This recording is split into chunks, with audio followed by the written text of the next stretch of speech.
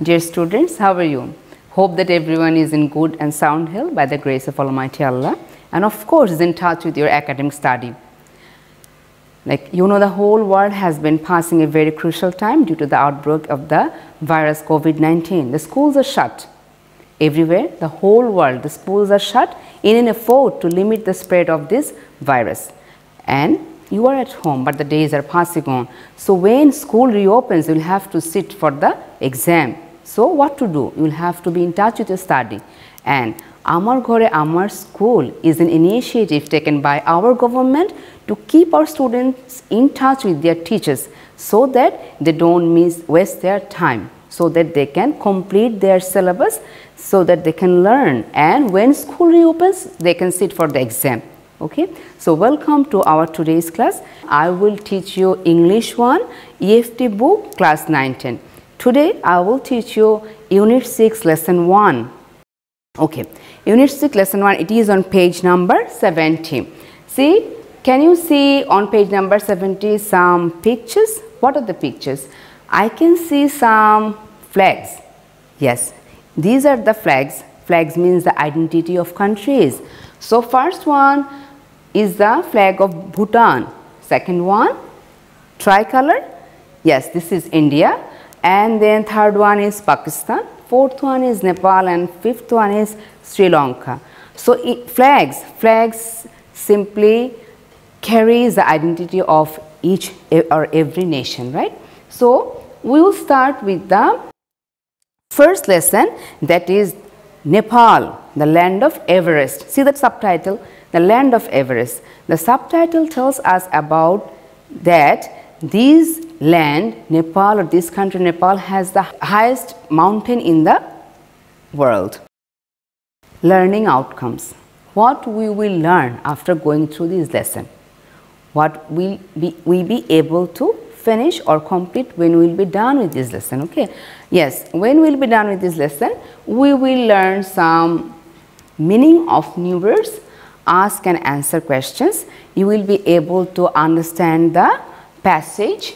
Okay, then you will be able to read, travel and talk about different interesting places of that country. English is not our language. We have been learning it as it is a necessity, but when we just read, we don't know the meaning of all words, but if we know the meaning of the key words, we can just understand it. That's why the meaning of new words. Okay, see, first word, the meaning is sublime, which means of very great excellence or beauty. Number 2 is monsoon. Monsoon means what? Monsoon means rainy season. Number 3, drench. Drench means wet thoroughly. Number 4, temperate. Temperate means mild or moderate.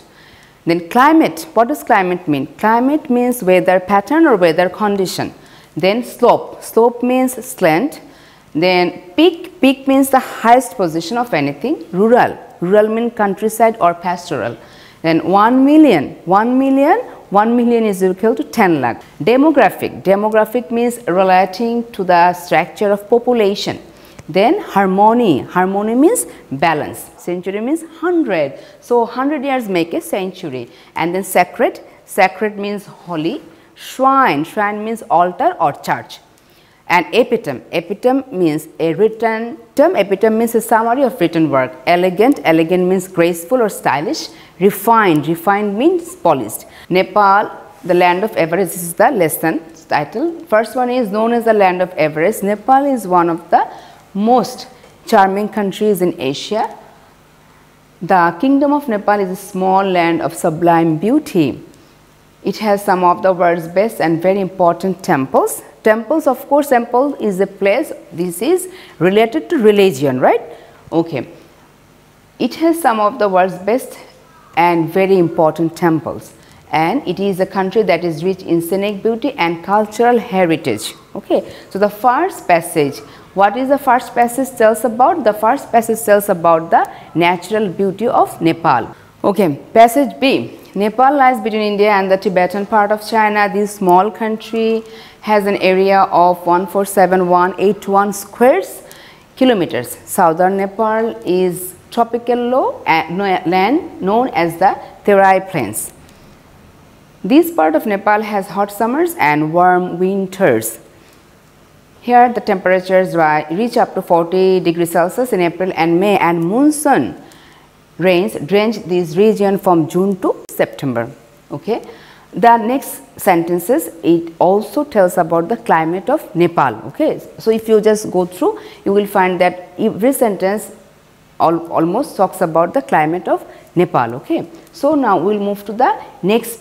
The population is primarily rural. Kathmandu, the capital city, has less than 1 million inhabitants. Nepal's demographic features are complicated not only by dozens of ethnic groups.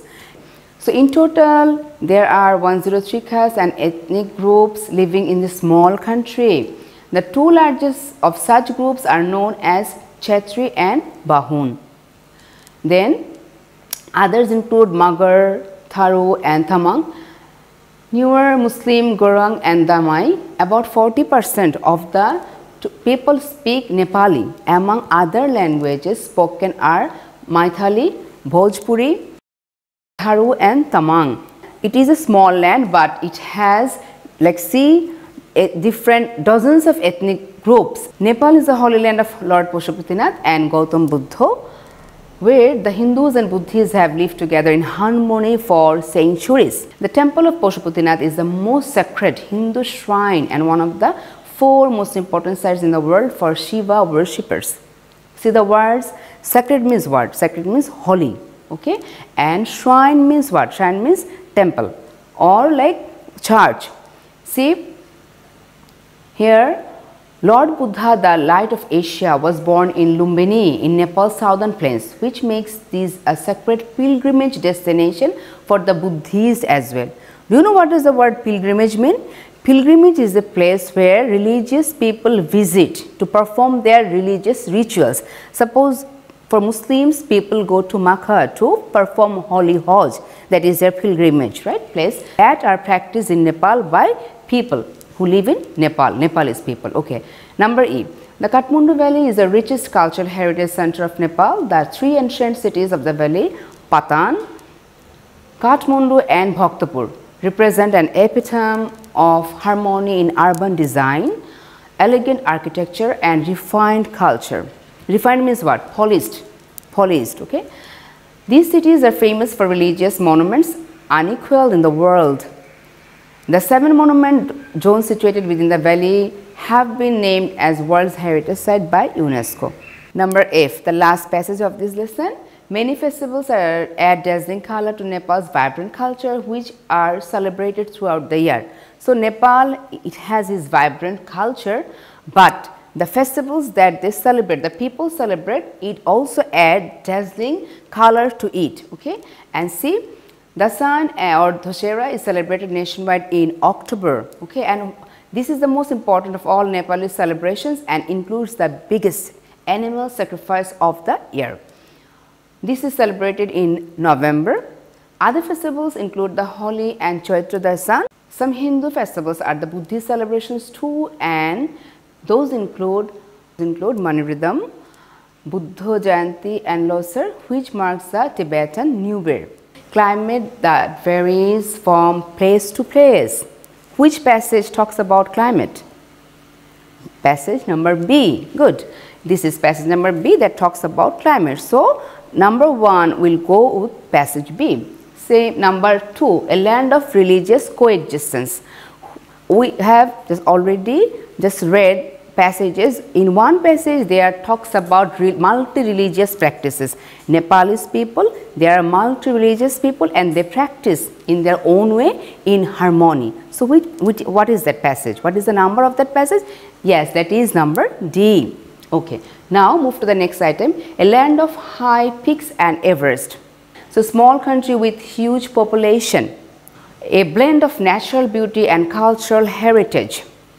Natural beauty and cultural heritage, okay. This is a blending, a combination. So which passage tells about that?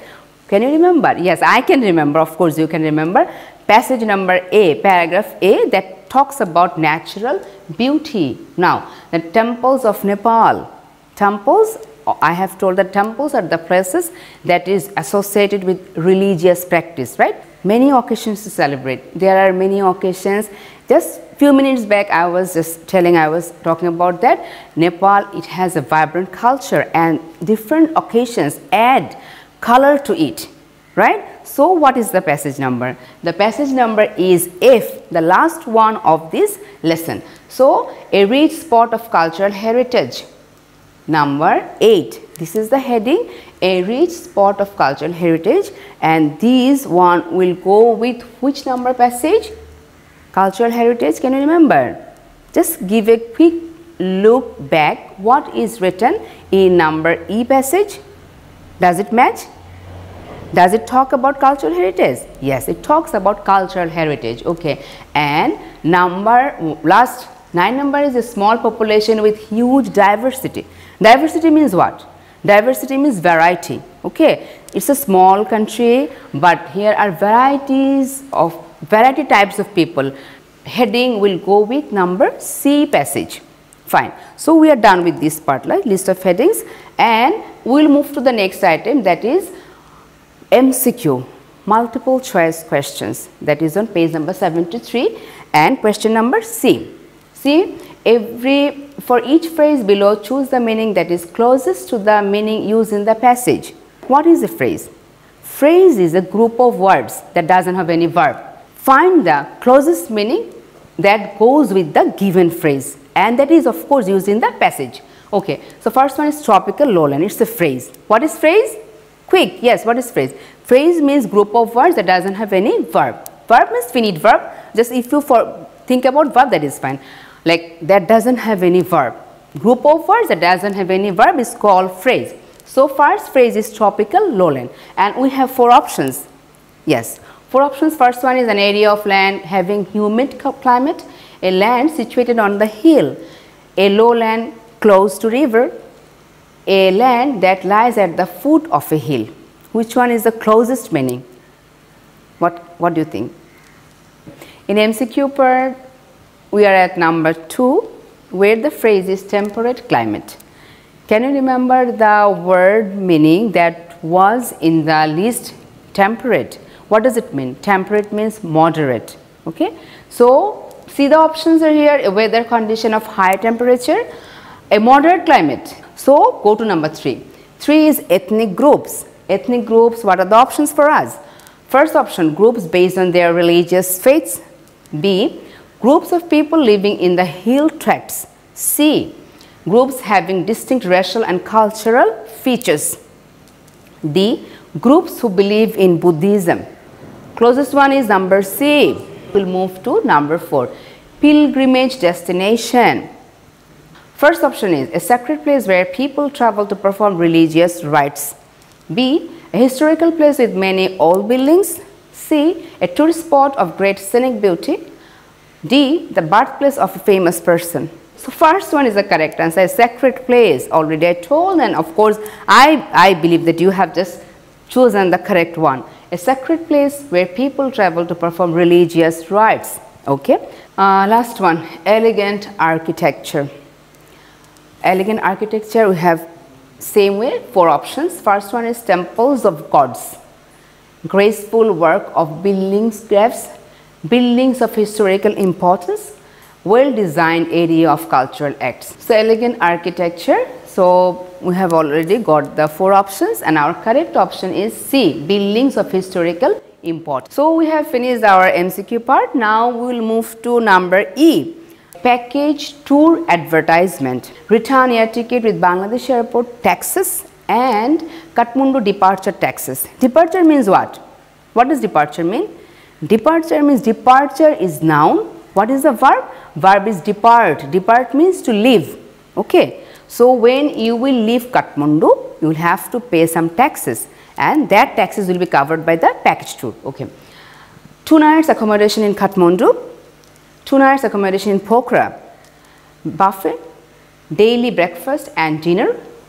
See, only breakfast and dinner, beginning and ending, no in between meal or food. Okay. Same. Both way airport transfers in Kathmandu, Kathmandu Pokhara, Kathmandu by AC bus. Half day sightseeing in Kathmandu Valley is true or false. Okay. Of course, we are given the information on page number 74.